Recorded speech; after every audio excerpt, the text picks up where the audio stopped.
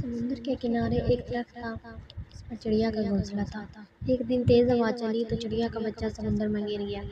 چڑیا بچے کو نکالنے کے لیے گئی تو اس کے پار گیلے ہو جاتے اور وہ لڑکھڑا جاتی۔ اس نے سمندر سے کہا، اپنی لہر سے میرا بچہ باہر پھینک دے، مگر سمندر نہ مانا۔ چڑیا بولی، دیکھ میں تیرا سارا پانی پی دوں گی اور تجھے ریگستان بنا دوں گی۔ سمندر اپنے غرور میں گر گیا۔ اے چڑیا، میں چاہوں تو ساری دنیا کو غرق کر دوں، تو میرا کیا بگاڑ سکتی ہے؟ چڑیا نے یہ سنا تو بولی، پھر خشک ہونے کے لیے تیار ہو جا۔ اسی کے ساتھ اس نے ایک گھونٹ بھرا اور اڑ کے درخت پر بیٹھی، پھر آئی گھونٹ بھر کر درخت پر بیٹھی۔ یہی عمل اس کے ساتھ 8 بار دہرایا تو سمندر گھبرا کے بولا، پاگل ہو گئی ہے کیا؟